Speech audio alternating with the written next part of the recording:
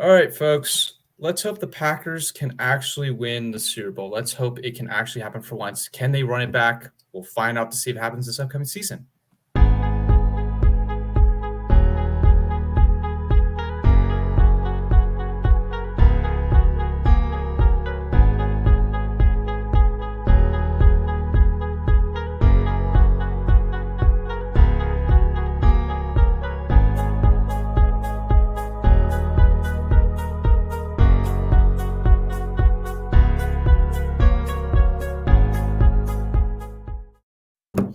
Hello, folks. Welcome to Pack Reacts. I'm your host, Jamie Howard, with co-host with Mike, and we have our special guest, Matt Ramage, who is known for beating Preston Smith in bowling and is known for his mac and cheese at Quickly Trip. Welcome to have you, Matt. Thank you for coming on. I appreciate it. That's like the best intro ever, because that's all I want to be known for. Yes. Let's go. Yes. All right. No, but it's awesome to be on. Thanks for inviting me. Thank you. Yeah, thanks for joining. All right, Matt, I want to ask you the first question. How did you become a Packers fan? I was born in Green Bay. Like, my family is like, there's no other option. Like kids brought home in Packer onesies and all that. Like, you didn't have a choice growing up. Like, every Sunday was football. Everyone came over. We had the biggest TV. Like, uncles and everything were all over. And like, it was never an option. Like, it was just part of my family, always growing up, and it was just every Sunday was Packers. I actually didn't get like diehard until I got older. Yeah. But like, cause we would go outside, like we'd watch the first half of the football game, and at halftime we'd go outside, play football in our snowsuits, and then don't even pay attention. But like, back then the Packers weren't very good. Yeah. Like, as a little kid, you were like, this is boring. Everyone's mad. Everyone's yelling at us at anything we do. So we'd go outside and play football. But yeah, in my family, it was just like everybody was a Packer fan growing up. Question about that. So, living in Green Bay when the Packers weren't that good, you hear stories now about how, Green Bay shuts down on Sundays during the Packers games. Was that still the case back then? And, even though they weren't that good, I'm assuming, everyone was still just as into it as they were today. It seemed like to me, like I was young then, and I lived outside of Green Bay. I lived in Wisconsin my whole life. Okay. I lived in Fond du Lac for a little bit till I was like 12. I moved back to Green Bay, but it seemed like that to me. Like, everyone had Packer parties, like all the adults, and maybe they just wanted to drink. But like, I remember my uncles would like have bets on like if someone's gonna get a first down, or like this player's gonna get. It was like kind of like fantasy football, their own thing. I think that they just wanted to make the game interesting because the Packers just were not good, and people used to joke about that. Like, the game's not interesting, the Packers are gonna lose, so let's make some money. Right. And gamble, make it spice it up. And my neighbor was a Bears fan back then, my friend, and like they used to joke like he can't come over on Sunday. And we're real tight, like both our families, but they're like, not on Sundays. Stay over there. Yeah, no, that's interesting. So, just a background on us, Jeremy and I are actually not from Wisconsin, neither of us. I'm from New York, and Jeremy's from Pennsylvania. So, we kind of had a different upbringing ourselves. From obviously I'm Jets, Giants country here, and Jeremy's Eagles. So, something that's been great for me, just like communities like you've built, like Tom Grossi, the Cheesehead TV, to have an outlet to online to see other Packers fans and converse. So. It's really been great to, have these conversations and talk to other people. So that's definitely interesting to hear from someone in the Wisconsin area where, it's not unlikely to be a Packers fan. Yeah. Yeah. Okay. I have another question. So kind of picking back off that question. One thing I've noticed, I'm on Reddit a lot for the Packers. I've noticed a lot of people sometimes, if they're looking for a team, let's say, they were a Rams fan in St. Louis and they moved to Los Angeles and they're looking for a new team or they're just a new team to the NFL. A lot of times people post that if you had to sell me on your team, what would you sell? What would be your pitch? So I guess what would be your pitch to somebody looking to become a fan to bring them to the Packers? I think that the number one thing is, the team's owned by the fans, and you can become a shareholder if, like whenever they do that again. But I think I've never been to like any other game outside of Lambeau Field, but like Lambeau Field is like if you walk through Lambeau Field, like you just meet people and it's like you know them forever. Like the fans at Lambeau Field are just awesome. Like you could just like walk by someone, and next thing you know, you're having a beer with them. Like, hey, you want a beer? You know, and you're talking to them. I think the biggest part is the fan base. Not that other teams don't have great fan bases, but Packer fans, I think are awesome. Not all of them on social media. Yeah. There's some ones on social media, but like going to a game at Lambeau Field, the fans are awesome. I think being able to be an owner, like not have a huge owner of that can just move the team. Because I know like what the shareholders is, you know what I mean? Like it's not like, you know, no one's texting me asking me what they think I should do. You know? Right. What should we do here? But just the fact that it can't be moved. Like there's no big owner that's gonna, you know, move us to wherever. So like you know that the team's gonna be here like forever. And just the history of the Packers is just ridiculous. I don't think most teams have that. Where like they, you know, like the 13 championships, stories of Curly Lambeau. Like I used to have a paper out, and I was like in the building where the Green Bay Packers were founded. Like, you know, what I mean, it's like right downtown Green Bay. Like it's just all over Green Bay. There's historic things about the Packers, and I don't think most teams have that. Like some billionaire just like, yeah, I'll buy this thing, and we'll just get this thing rolling. How it became was like before the NFL is just. It's amazing that the Packers are even still a thing. Like they should have died off lots and lots of years ago. Yeah. When I went to Green Bay, I did the Packers Heritage Trail. I don't know if you've ever done that Cliff Crystal, I think, put together. But that's interesting. You know, you go all over Green Bay. My dad is a big Packers fan as well, and he went to Lombardi's old house. Now it's just some random person lives there, but they have a plaque on the street saying that Lombardi lived there. And you know, I didn't go up to, apparently people in the past, you know, like talk to the people that live there and they showed them around the house, but I didn't really feel comfortable doing that. But no, it's definitely you know, great differentiator from the Packers from other teams is, like you said, the history and the fan base. Aaron Rodgers says everything's about the people, and I agree, you know, especially when it comes to the Packers fan base. Like I went to the Buffalo Bills game. Well, this year I went to Seattle, and I went to the Buffalo Bill games a few years ago. And, you know, it seems like every opposing fan is just welcomed, you know, like you said, give you a beer brought out in lot one. And, you know, it's not like what Jeremy, I'm sure if he's gone to any Eagles Packers games, you know, you get like a beer dropped on you. I went to an Eagles Packers game at Lambeau Field, and it was funny because the Eagles fans were all like yelling and doing their little Eagles chant before the game, and the Eagles were like better than the Packers that year. Packers were like started off slow, and everyone kind of expected the Packers to lose, or at least be close. Like if we were lucky, we could, you know, keep it close. And they were chanting. The Packers beat the hell out of them. And so then after the game, I'm walking out, I'm drunk, and I'm yelling like, all about them Eagles, you know, where you guys at? Where you chanting? And people were like, dude, you better shut up and get beat down. They don't play. So I was like, all right, yeah, I'll be quiet. But it was funny because before the game, like they were getting rowdy, but Packer fans really weren't, because they're like, yeah, we don't care, whatever, have a good time. But then they played the Bears Still Suck song, and everyone was like chanting the Bears Still Suck. And Eagles fans, I was in line to use the bathroom, and they're like, what? Why? They're not playing the Bears. Why are they dancing around the Bears Still Suck? We're over here chanting our stuff, and they don't even care. Like, what the hell? But that's what it is. Like, we don't care about the Eagles. We care about the Bears Suck. But after the game, I let a few know, you know, in friendly ways. I wasn't like, I'm not a fighter. I'm not good at it, so I avoid it. You need Preston to back you up for that one. Yeah, no, absolutely. And I think that's the way to be, you know, like I don't see the reason for these fans. You see these like barstool videos where people get fights in the stands, just drunk. And that's not the way to be, you know, like they're all good, like, you know, all in good fun heckling and all that, you know, but some of these fans think it. I've never seen a fight at Lambeau. I know that they happen. It's not like it's a perfect crowd, but I've never seen.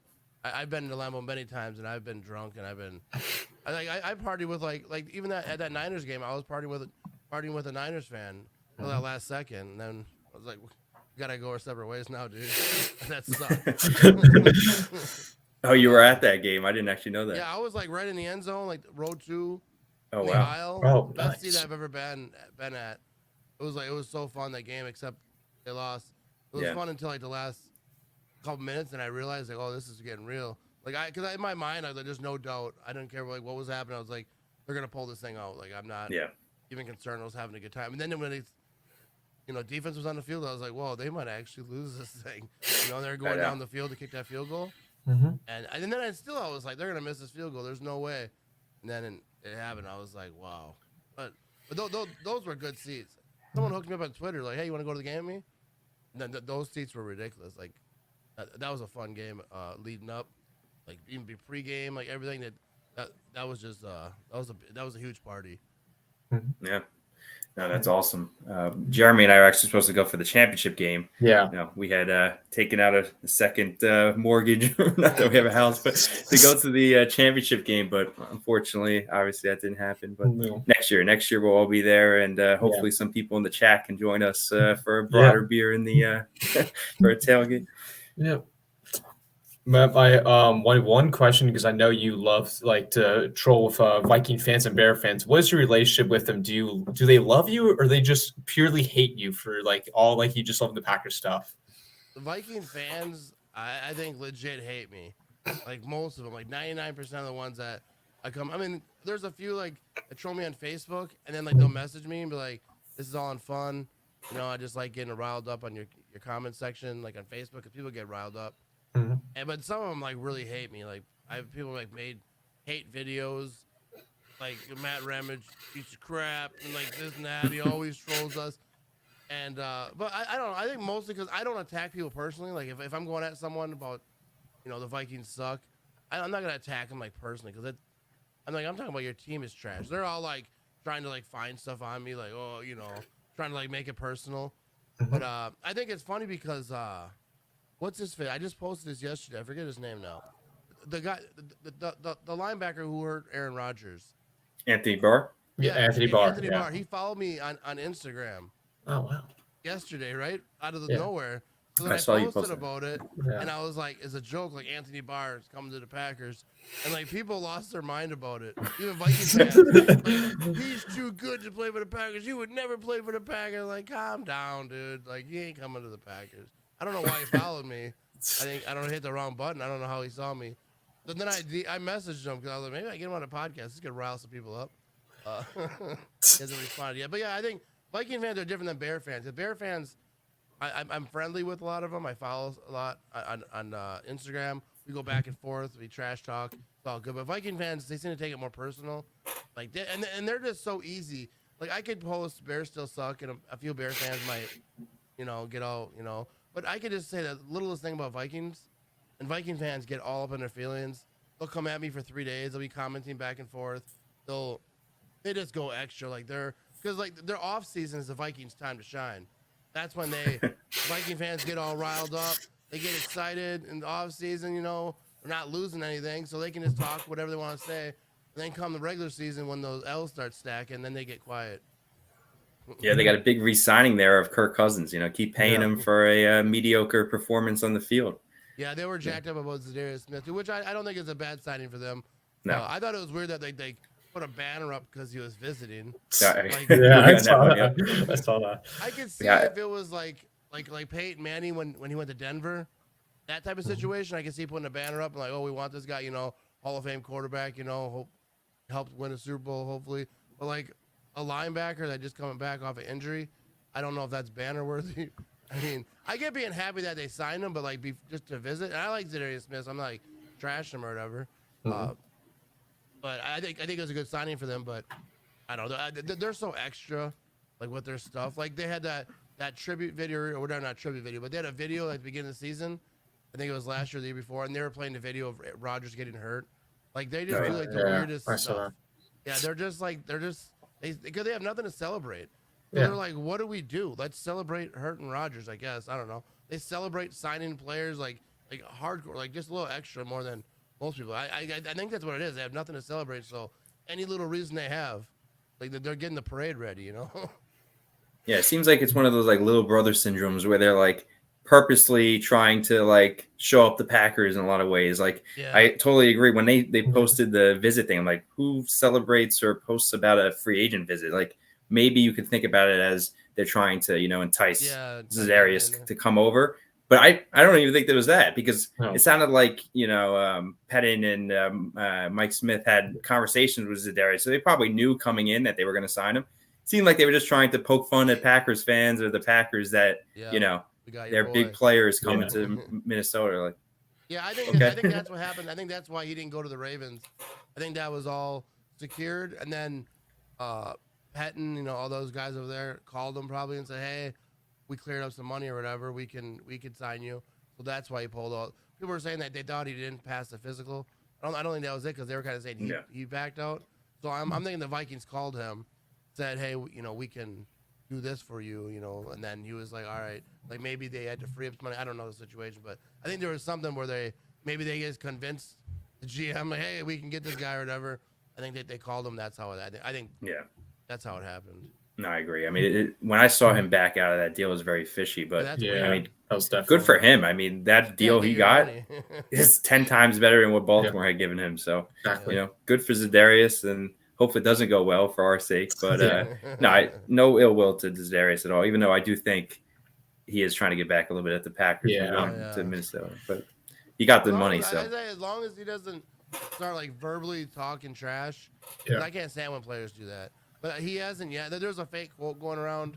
Everyone was believing it, but he didn't say that. Like that quote. Like, have you seen it? The purple Peter. I not the purple people eater one, or he was like saying trash and Rodgers, kind of saying, "Oh, Kirk Cousins is out here practicing. The other quarterback is on YouTube." Talking about McAfee. Okay. But it's not a true quote. Yeah. People kept tagging me, and I'm like, if that was real, dude, the whole sports media world would crash. They would love it, because someone taking a shot at Rodgers. But I got tagged in a lot. Like, that was everywhere. Those Viking fan pages put out a lot of fake quotes. They had another one going around.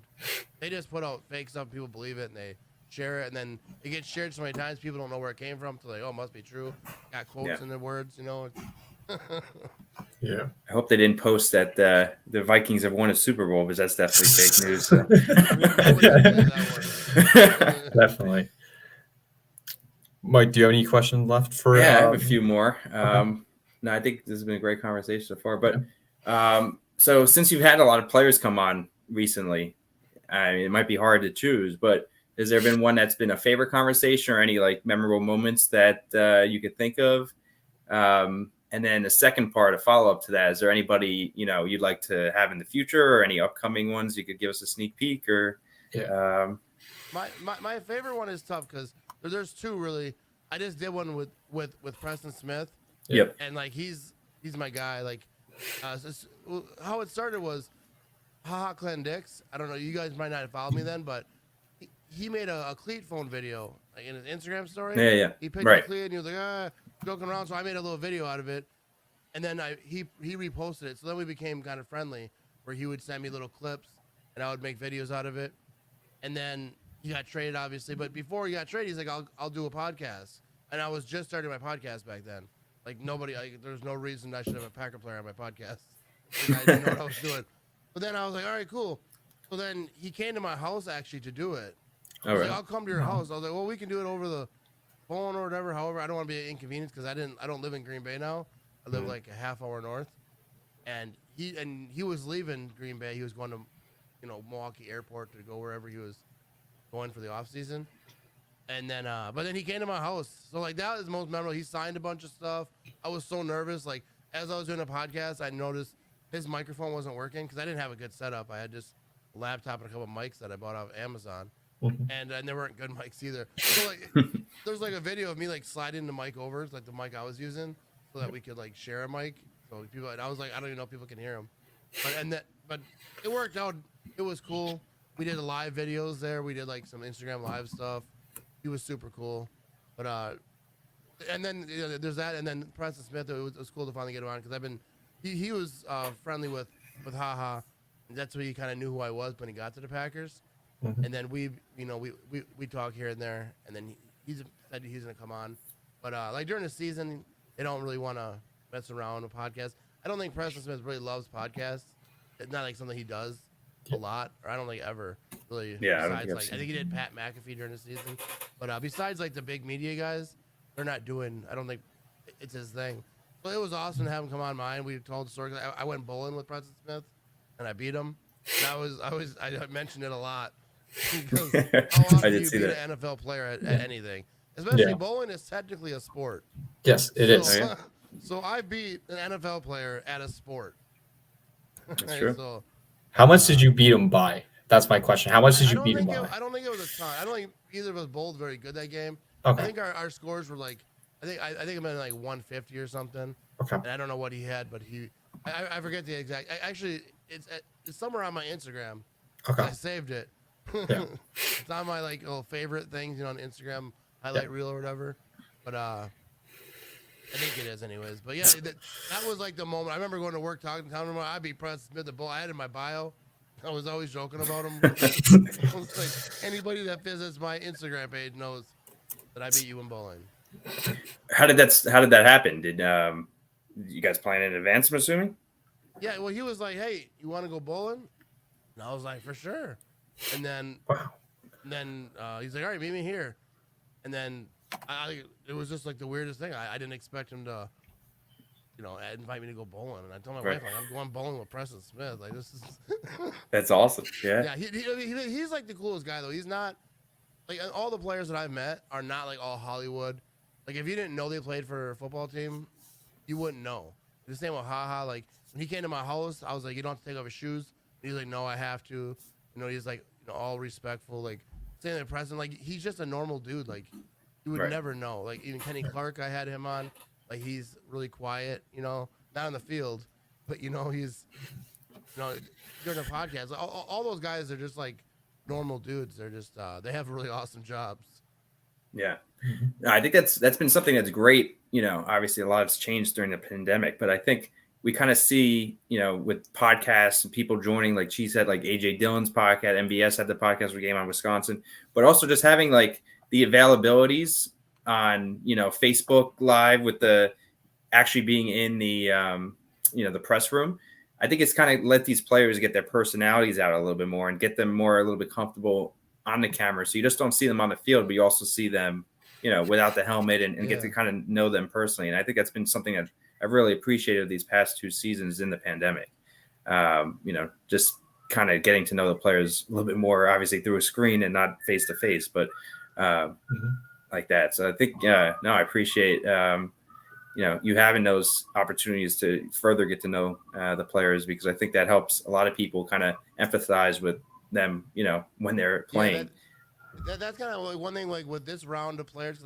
I had players on before, like Kingsley Kiki I had on, Ty Montgomery. I think Brandon Bostic was on. And they did like after they had their mistakes. I was like kind of talking about like what they went through after that. But I was not good back then. Like I was nervous. Like I was like have like panic attack like during it. And so I kind of just stopped asking players to come on the podcast because it was so nerve wracking. I was like, I'm not good. And then after like right at the end of this season, I was like, screw that. I was like, this offseason I'm gonna go hard. I'm gonna try to get a bunch of players on, and just man up about it and try to get better and like prepare better and just do better. And then they said yes. Like I didn't expect like I didn't know that I was gonna have the player. I'm gonna have more. I just DM them. I just go on Instagram. Usually when I'm drinking, like if I'm drinking, I'll start DMing players, not just players but people. Yeah. And I'll just be like, if I'm my wife goes to bed or whatever, I'm like, I'll just start messaging people. Want to go on my podcast? Sometimes I regret it. People say yeah. It's funny because sometimes like a player will say yeah, and I'm like, oh, now I gotta do this thing, so I gotta prepare. But Adrian Amos, I didn't expect him to. He doesn't do podcasts really. He said he's gonna start. He wants to start doing some. But that was a cool one. And then Preston was like, I want to do it. I think the off season's a lot easier to get them than during the season because they're working, and the off season they're doing whatever they do in the off season. But I think but like people have to realize, like when they do your podcast, like when they do my podcast, it's like a favor to me. Like they don't need it. They're like not really gaining anything. Like I think they probably have a little fun. That's why I try to make them fun. And then the point of my podcast is I try to make it like things people wouldn't know. Like who was their favorite player growing up, and like how do they get the NFL because like my son played high school football. Like everyone, a lot of people hate high school football, but like a select few make it to the league. So like, how did that happen for them? Like, did they know right away? Like, who was their favorite player growing up? Like, who's the guys that they watch film on? Like, kind of like off the field stuff. And then at the end, some on field stuff. Like, people want to know like, what do they think about the defense? For those guys, like the coach and like, changes that they might have made. So I try to just sprinkle in that, but I don't want to be like ESPN or like a media guy. Not that there's anything wrong with that, but everyone already hears them talk to the media, so I try to make it a little bit different because I'm just a fan. Like I'm not anywhere near a media person. If no training, I can barely talk. No, but I honestly think, I mean, at least from my standpoint, and Jeremy, you could add what you think, but I think that it's kind of what people are looking for, because like you said, that market is already, saturated with ESPN, Fox, all these guys talking about the on-field performance because that's what gets the clicks and gets the likes. But we've kind of seen that, and a lot of that is just made up too. Like, they don't really know what they're talking about. They're just, talking heads trying to have an opinion to get clicks. But what we really want to know from the players is kind of about them. It's like you said, and about stuff that you don't see necessarily on the field. Like, I think, one thing I really appreciate about Aaron Rodgers, what he did with the Pat McAfee show, I think he kind of got his personality out there in a different way than anyone's ever really seen before, and I think it definitely gave him a voice and allowed him to, show who he is that we've never seen. And I think a lot of people appreciated that, and at least I definitely know I did. I know some people didn't appreciate it too in some ways, but other things. But yeah, I think it's cool because like just like other than like all the other stuff, because I know that's just a whole other story. Yeah. But just seeing like him unguarded, just seeing him talk about his favorite books, and like Kenny Clark told me about. I asked him like what he's watched on Netflix or something at the end, and he was talking about I think a movie that actually sounded really good. I forgot what it was. But Rogers was talking about like just like random just stuff, and you by hearing him talk like in length, usually at press conference you hear him talk, and it's all just questions being thrown at him. He's bringing them back. Like this is like he was, like you almost feel like you get to know him a little bit, like kind of see when he's talking about just the most random stuff. Yeah, and because in the availabilities, all those questions are kind of pointed, like you don't know until after the fact, but they're pointed towards a story that they're writing, right? Yeah. So they're not going to ask about how was your Netflix or growing up, unless it has something to do with their story, right? Because it doesn't help their motive behind the question. So I think the podcast route, especially with like She's at TV with AJ Dillon, and I think that allows these players to kind of show that they're just people like us. Like, I'm 26, Jeremy's, in college right now, and these players are about our age, from our perspective. And, they're doing a lot of the same stuff that a lot of the fans are doing. So it's interesting to see that perspective and something that we really haven't been able to see until now. So no, I appreciate. I feel like at the press conferences, they're like a boxing, because like they're on guard, like because they always know like not all the media people are bad, but they never know when that question's coming. That's just trying to lay them out. Yeah, exactly. So they're always like. They're just like, they don't want to say, I want to say they're not scared, but, they're guarded a little bit where they don't know. Right. They don't want to say the wrong thing. Then a clip gets out where they're like, oh, it's great. I just said that or whatever. And then they got to explain it and they got to talk about it again. Yeah. So. No, absolutely. I totally agree. Okay, Jeremy, did you have anything else? Matt, are you a season ticket holder and a Packers owner also? I'm a shareholder. I just became a shareholder this time. Yeah. Everyone thought like I was before, but like I don't got money like that. I mean, it's not crazy expensive, but it's a piece of paper. Yeah. So, but I'm not a season ticket holder. I know people who are, and I can get tickets pretty. I mean, I am. Yeah, I am a season ticket holder. I got it. My dad was lucky. He got it just in the 90s, like when it was just like he just got it like off the list, and he was like the last one to make it, and he just got season tickets. Yeah, together. That's awesome. Yeah, I don't have, but my wife has family who has them. I know other people who have them, and so like getting tickets isn't really, it's not hard anyways, because especially now like with the app, like you can just you can go on whatever app, and like preseason I bought tickets for $8. I mean, I was sitting next to Jesus, but I took my son. We were way up there, and we bought him last minute. A lot of people don't like going preseason games, which I don't really either, because it's like no one's playing, but still, it's once in a while it's cool to go. It's something to do. You can watch, especially if it's that cheap. Like it's really, I think I spent like $30 after all the fees or whatever to like go to a game with my kid. Yeah. And it's preseason. Like it's more about the experience than it is watching anything. Because I forget what game it was, but like no one's on the field that matter. I mean, they're just going through the motions. So, but it's always cool to be at Lambeau Field. Yeah. Nah, being from New York, I've been twice. Once this year, and the Bills game a year back. But no, it's crazy. Like, go to Meadowlands or MetLife Stadium, and you're in like office area. You know, it's just all very very industrial. But then you go to Lambeau, and it's basically in a suburb. You know, where you drive from houses up there. Exactly. When I was a kid, we used like people riding bikes like meet over at Lambeau. You know that's the kids did. Yeah. I wasn't one of the kids though that when he got autographs and stuff like. Cause like I was like 12 when I moved back to Green Bay, and it really wasn't something we thought about. Like I didn't like when I was older, I heard people say like they get autographs from Lambeau. I was like, oh, I never really thought about it. But we like ride our bikes, so, like it was just there. Like I used to work right at a car wash, like 3 or 4 blocks away from Lambeau Field, and all the players would come in. Like I've met Antonio Freeman, Amon Green, Brett Favre's wife. I mean, I didn't meet him. I washed her car. But they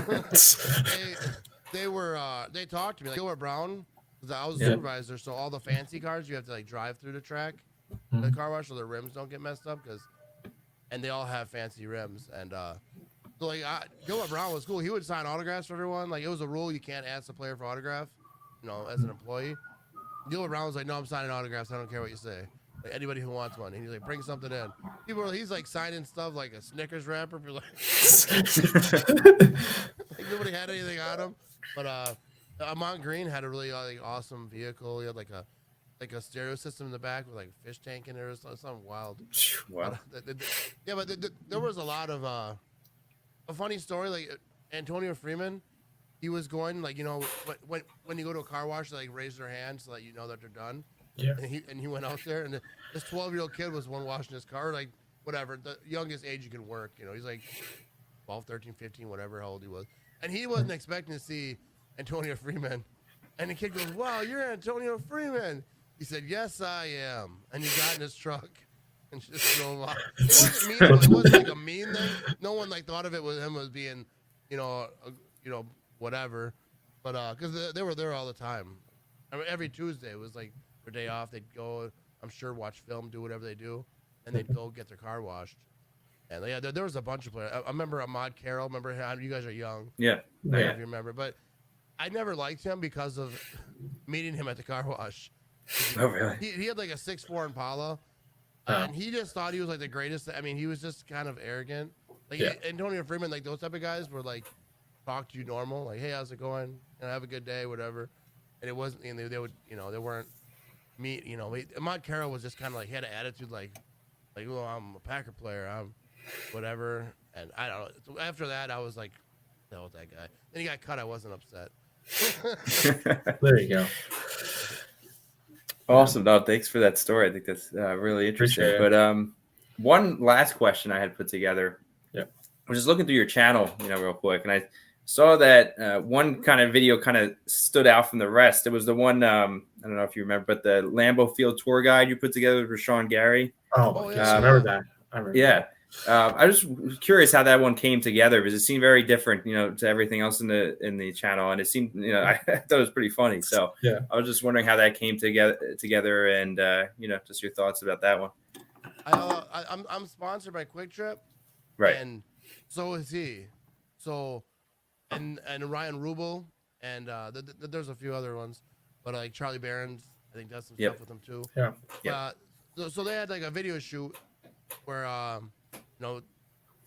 it's like he's like a tour guide or whatever, but I had a small part in that where I was like delivering pizzas or whatever, and but that day was actually wild, like being like Rashawn Gary's like probably the like I was saying, like with Preston Smith and those guys, like so humble, like you would never know. I mean, you might know because he's a very massive dude. He's a very large man.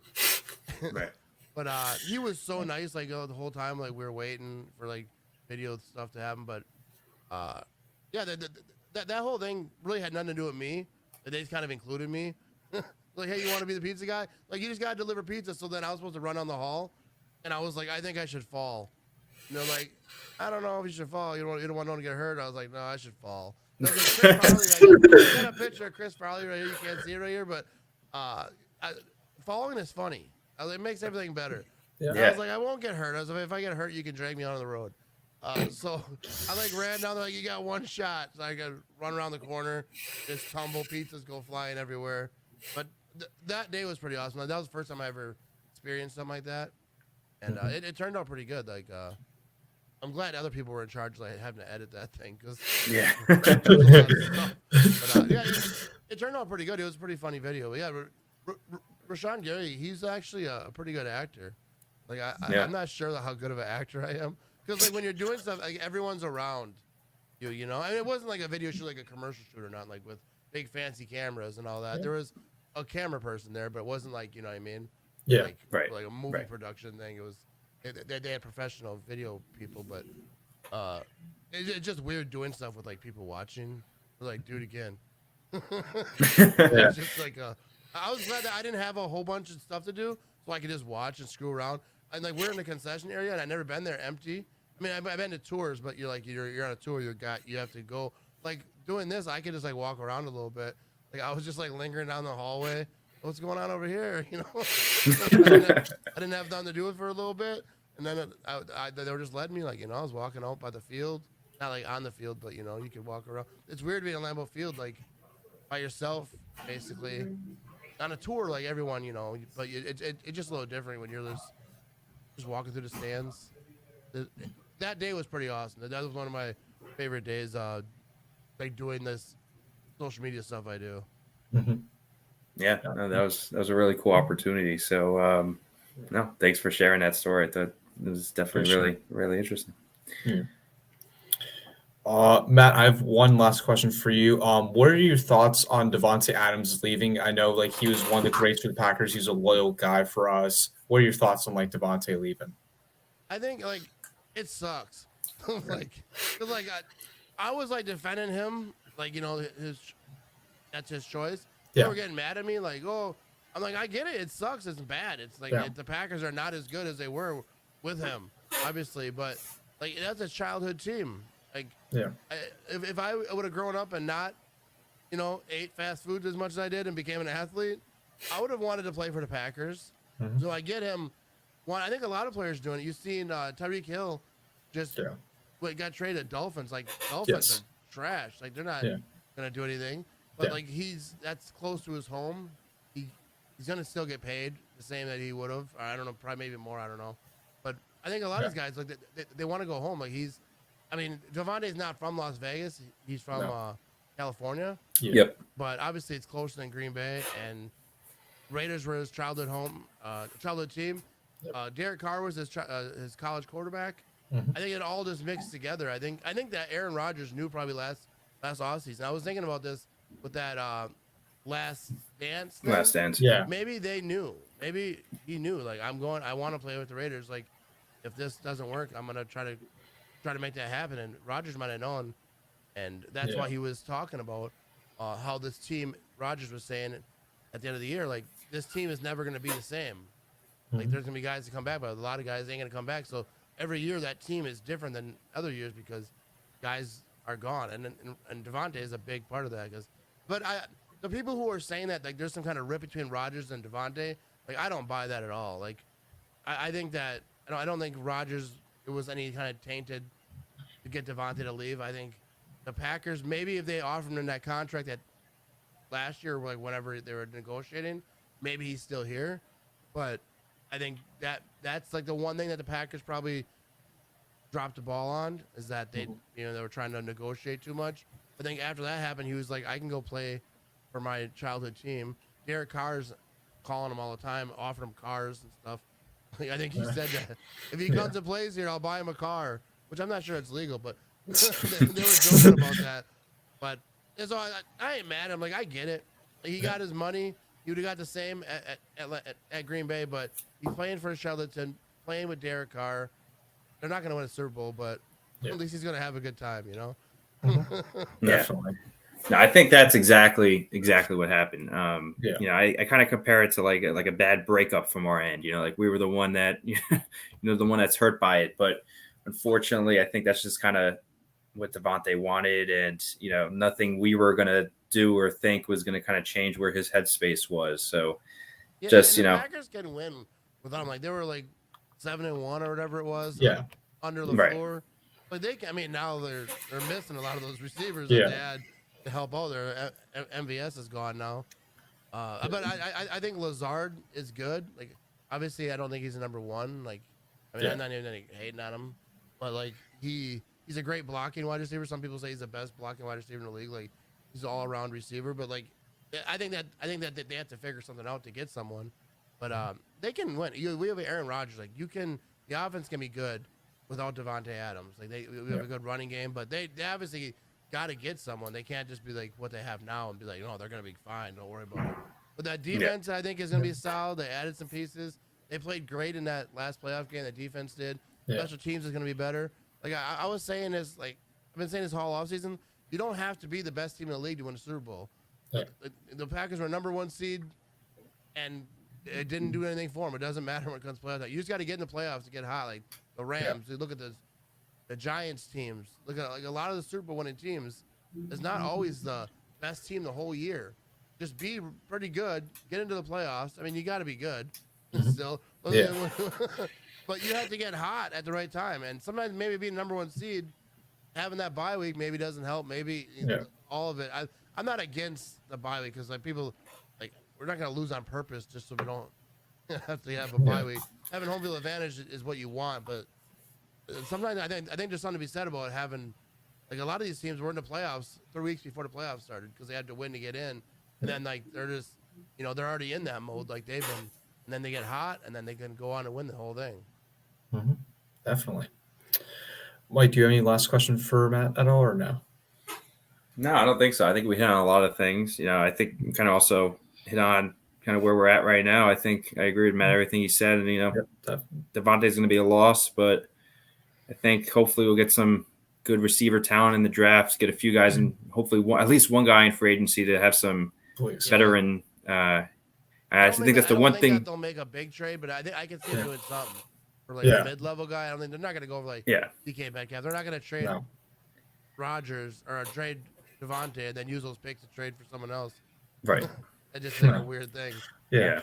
I can see maybe DK if Seattle is open to it. If they're not, I don't think the Packers are going to make some big splash just to get him. They're not going to like throw like overpay, which is right, a beast. exactly. He's a baller. That's the thing. He's so good that they're not going to give him up for anything. Like, I agree. Well, especially with Tyreek Hill situation. Yeah. They're like, oh, we can get all that. I know. Especially for the team rebuilding. They're going to, want to haul for him. But I do think we need some veteran leadership in the receiver room. I think that's one thing we're going to really miss without Adams. And, MVS would have kind of provided that, but now he's obviously not coming back. So, I mean, you have Randall Cobb, don't get me wrong, but I think, one or two, definitely probably draft 2 receivers. And then we were saying this last week on the podcast. I think, Will Fuller might be a pretty good option, especially with LaFleur's background with him. And they were trying to get him 2 years ago. Obviously didn't have a great season last year, but, he was hurt, hopefully. So I could see that happening. Yeah, there's Jarvis Landry too, or Julio Jones is what I've really heard the rumor, which I would like the Julio Rodgers connection. I think that would be a great duo despite Julio's injuries and he's past his prime. I think it would still be a great fit for like a 1-year, 2-year deal with him though. Yeah, if they think that he has something left, because I don't know. If people ask me all the time, like I have no idea if he still has something. I forgot he was playing still. I know. So, but like if they think he has it, like, and he's worth it. But but I think Randall Cobb is more important now than he ever was. Just like because you mentioned that leadership. Like you think about back in the day, it was like Donald Driver, and it was Jordy, Devontae. Like all those guys were teaching the other guy like. Don't go down at the first hit. Like all those little things that the young guys. But now it's like, besides Randall Cobb, it's just like starting from scratch as far as receivers go. So I think Randall Cobb is huge for I'm assuming some rookies are going to be coming in. It has to be. I would assume they're going to at least draft in one. Like the receiver room is it's pretty empty right now. There's not a lot going on. I think if they worked out, they wouldn't have enough people to spot each other. Yeah. I know. Yeah. We were saying this a few weeks ago. It's pretty clear that the Packers, if there's one position they've neglected in the draft since, they picked those three with MVS, EQ, and Jamon Moore, right? It's been the receiver. They've only picked Amari Rodgers since then, and that was last year in the 3rd round. So they definitely need to see if his progression. I think he didn't get enough playing time last year because of Randall Cobb. Oh yeah, So it'll be interesting. Like this year, he should get and see what. Because who knows? Maybe he pops off. Yeah. Most receivers don't pop off right away unless they're like Justin Jefferson and those type of guys. Mm-hmm. But who knows?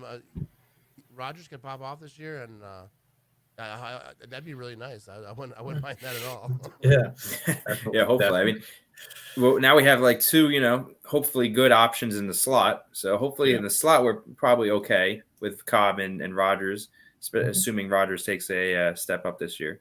On the outside, that's where I'm a little bit more concerned because you have Lazard and it kind of falls off to Malik Taylor and Ron Winfrey. You need someone that can that can get speed and who can get open. That's the thing with Devontae. Like he just, even if he wasn't running deep, like he could get open. Like his route running was just ridiculous. So if the offensive line was slack and Devontae can get open in a second, like And I think another interesting thing will be Tunyon. He's coming off an injury. I love Robert Tunyon. I do too. Yes, sir. But I think that last year he would have had a big year without the injury. I'm very biased and hopeful though. I'm so optimistic. Like every year I'm like, this guy's gonna have 15 touchdowns. No, but I thought Tunyon was gonna have more targets, and he did good the year before, obviously with touchdowns. Right. So I was like, they're gonna get more targets this year. He's gonna have a good time. But then he got hurt. So if he's over that injury, I don't know how bad it was, where if it's going to be lingering on till next year, I'm hearing that it's probably not, but I don't think anyone really knows for sure. But hopefully it's not, because I think he could be a huge part of the offense if he's good to go. Yeah, because you have to definitely see if with Elton Jenkins coming off that ACL, there's so many guys that we don't even know. I think Robert Tunyon, he might get back by training camp is what the report was, but Elton Jenkins, I think he's a big concern for us, the offensive line, because I think that's a big hurt. You saw with David Bakhtiari last year, he kept he barely played last year. So now that's my big concern is with him is how's the offensive line going to shape itself? Because you just cut Billy Turner. That's kind of a big, besides wide receiver position for the offense, I think offensive line is a big need for us. Oh yeah, but David Bakhtiari, that was such a weird situation. Yeah, I feel like they thought he was going to come back. Yeah, because otherwise they had to put him on IR and just had to left him. But every week I was talking on my podcast every week, maybe this is the week. It seemed like the whole season. But the next couple of weeks we should have David Bakhtiari. That should help out a little bit. And it just kept happening. Maybe next week. And then it was or maybe 3 weeks from now. And then it was kind of just getting pushed off. And then we're we're going to have him for the playoffs, so for sure. So that's going to be good. And then he played that Lions game. And then I was at that game, obviously the playoff game. And the offensive line was right in front of us coming out to warm up. And he was in street clothes. And I was like, oh, no, that's kind of how I figured out that he wasn't playing. Yeah. And then I went on Twitter, and I was like, oh, yeah, they already knew that. I was on Twitter, I got news, bro. And then already on Twitter, he's inactive. I was like, oh, all right, I guess I'm not breaking. Because when you're at the game, you're not on your phone. If you're at home watching or whatever. Yeah. But hopefully the offensive line, it definitely. I think the offensive line and the special teams is the two spots. I think special teams is going to be better. We got a new coach. Everyone's jacked up about him. It takes more than that, but they have to, I think the whole culture of special teams has to be changed, because when you're that bad, this, I would say that the special teams is the Minnesota Vikings. Yeah, the whole team. You know what I mean? Yeah, definitely. It's the culture shot. You got to rebuild it, tear it down. Mm-hmm. I think that's what they're doing. Mm-hmm. Matt, I forgot to ask this question. What is one of your favorite Packer moments as a fan? It can be the Super Bowl, any play that stands out to you from being a Packers fan. Recently that game. There's a few games that Niners game I'll always remember, because that whole day just people I met too. My wife was there with her friends, and it was a cool thing before the game even started. And then I went to a Broncos game with some friends. But mostly it's not even about the game I was watching. Yeah. It's about the people I was with. We're drinking, we're having a good time. One of the most, I think Super Bowl 31. When I was a kid, Like I was in Green Bay, so the parade came right by my friend's house. My friend his little brother got picked up by a player, like, and was like, hey, little guy, whatever, put down. So like I seen all the players like drive by. That's probably the most memorable. I was like 16 then. Mm-hmm. So the game wise, I didn't really remember as much because like we watched it, but it wasn't like, I mean, everyone was jacked up because the Packers sucked since forever. But like I remember most about that is after the game, my brother taking us driving around Green Bay, and people were like climbing telephone poles, like rocking cars and stuff. Not like trying to be vandalizing. It wasn't like they're burning the city down. But everyone was just jacked up, and they're like Main Street in Green Bay was just wild. Like everyone was out honking. It was like chaotic. It was about as chaotic as like Green Bay can be. Like when they do that in big cities, like they burn down the houses and stuff. But in Green Bay, they're like, we'll just shake a few cars and call it a day.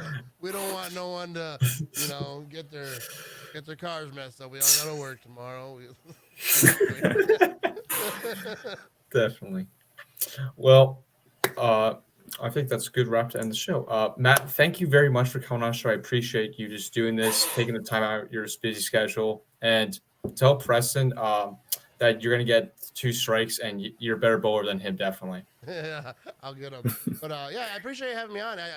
I think you guys are doing a good job. So keep it rolling. Yeah, when I started, I was like, I didn't know what I was doing at all. Like I used to record on my phone.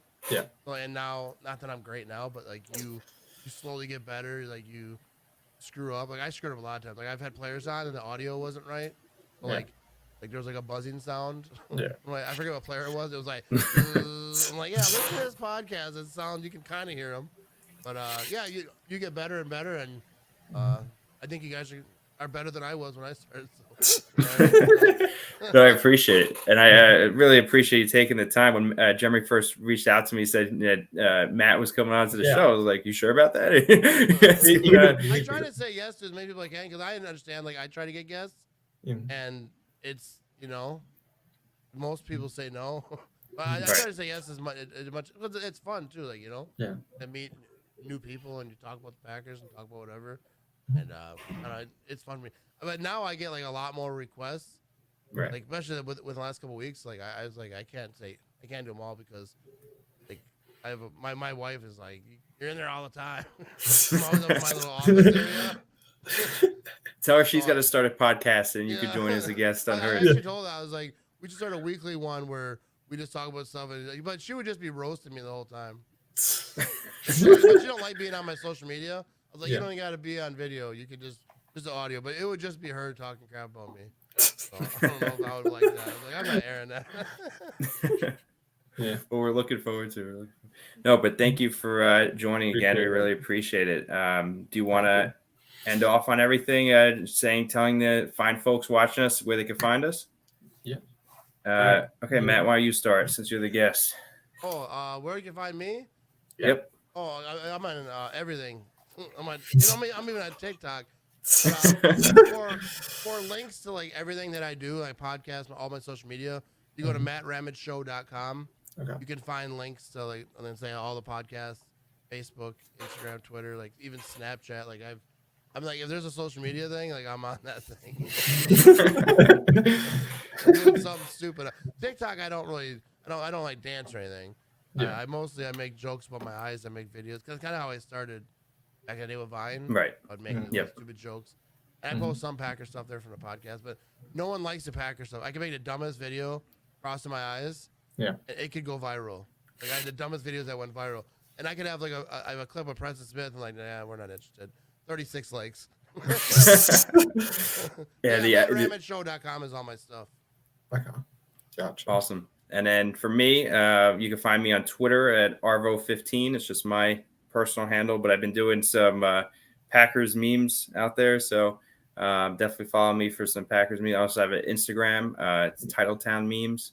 And obviously on the show here at Pack Reacts with Jeremy. So, it's just starting things up. I was Packers memes when I first started. Did you really? I did. That's why I changed. I have my Instagram that I actually have now was Packers memes, and I changed the name to me. I got bored making memes. I'm like, I'm just gonna start making videos. And then people were like, "What the hell is going on?" And they like unfollowed me. People like my following trashed. Like 3,000 or 4,000 people unfollowed me. And then people started coming back. I don't know if they're coming back, but different people started showing up. And then like I started a podcast a while after that. But yeah, the memes are fun. But It is. I got bored with them because like, and I kept getting copyright hits because I was using video. I used to make like movie clips. Like, Oh, yeah. Right. Like I had a meme, the 2016 season. Yeah. Oh, it was rough for the Packers. Yeah. I had a Chris Farley meme, him falling on the hill, and whatever. It was a Black Sheep movie, and then I was like 2016 season, and but like on Facebook you get hit with a lot of copyright for movies, so I got annoyed with it. I'm like, I'm just gonna start making my own stuff and just start doing stupid stuff. Yeah. It worked out. Yeah, my main one so far, I got retweeted by Kurt Bankert and I got like 2,000 likes, so I was happy with that. But he's the man. Hey, I'm trying to get him on the podcast.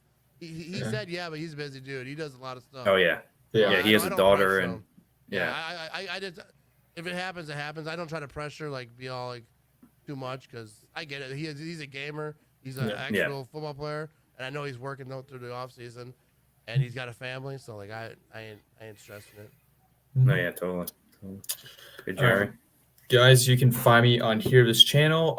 Latest videos that have come out is my Devontae Adams tribute highlight video. If you guys want to check that out, it's got over 100 views. And then you guys can look at my previous Packer videos with the Packers playoff trailer video that occurred that got over 19,000 views, I think it was. And then my reaction after the Packers Vikings game where I was like just cheering like, yay, we're in the Super Bowl. Like, we're going to go all the way. Like how Matt usually did. I remember like 2019, I think it was like after the Seahawks game. I remember looking at your Instagram. He's like, we're going all the way. We win that Super Bowl. I just try to copy you. And then I get all like the Viking fans like just hate me on that. I was like, we're just going to roll with it. We going all the way. And Dude, the reaction videos are the best. Like, yeah. When one of my very first big videos as me is when Rodgers got hurt and he came back and won. Yeah. It wasn't one of my first, but that was one of the ones I remember the most. Because my phone was blowing up because the Bear fans were like trolling me because Rodgers was hurt and losing, and then so I was just drinking heavily. I was pretty lit. And then at the end of the game, they won. So I made this rant video. I was like in front of my TV. I'm recording, like a beer in my hand. I'm like, look what happened. You got beat by the goatness. Like I said, goatness. I was just lit. And it got pretty big, and then but that never happened again for a while. But yeah, I think people like that reaction, like right after the game, when you're even if after a loss, if you want to rant and rave. I usually don't do that because I feel like Viking fans get enjoyment out of it. I don't want them to get enjoyment. Them being happy is not as good as clicks. Like I'd rather just shut up. I mean, I'll talk like the next day. I don't hide. They always say, "Where are you at? Where are you at?" When you lose, you don't say nothing. Like I'll talk, but I'm not gonna be trashing my team and giving you enjoyment out of it. So I'll just sit in my sadness, but I'm not gonna be out here roasting my own team. That's just not what I do. Yeah, definitely. All right, guys. Thank you, Matt. Once again, thank you for coming on. Appreciate you guys having me. I actually got breaking news for you guys. Apparently, Gonzaga lost. I don't know if anyone's a basketball fan here, but that was a huge basketball fan, but I know that's a big thing. That was my winner for the bracket, which was that was mine too. So. Yeah, just came up. To do a bracket. I was like, dude, I don't know anything. No, you just pick anyone. I was like, I really don't watch either. Like my kid does, so I see. Right. But like, I'm just not a huge basketball dude. Yeah, not me either. I just kind of guess. My guess was Gonzaga, and clearly that wasn't a good guess. So. I picked Wisconsin to go because I'm like, why not? It's Wisconsin. Let's go all the way, and that clearly didn't happen. They lost. That'll never work for you. No. I love Wisconsin, but like it doesn't seem to ever work. Unless Giannis is on your team, it doesn't work. If I had one, I would have picked Wisconsin all the way too. I'm the most biased fan ever. Like I do picks at the beginning of the year of like the Packers schedule, and like I always throw like one loss in there just to make it feel so like it's not biased. But like, it's like, an AFC lost, random AFC team. Yeah, like, they'll lose like the worst team in the whole from the AFC, the worst team on the schedule. Like they'll lose that one, but they're beating everybody else. Going to the Super Bowl. Yeah. Next year it's going to happen. Yes, next year. It is. It definitely is. I fully believe. Yeah. All right. Well, guys, thank you for tuning in tonight. Appreciate it. Matt, once again, appreciate it. Mike, thanks for co-hosting with me. And everyone, as always, go Pack, go. We'll win the Super Bowl. all the way to wherever I think it's Las Vegas that hosts us next year. So we'll be seeing Devontae to give us the Super Bowl next year. He'll be doing that as a present. Go Pack, go. We'll be doing that next year. Thanks, guys. Thank you. See you later.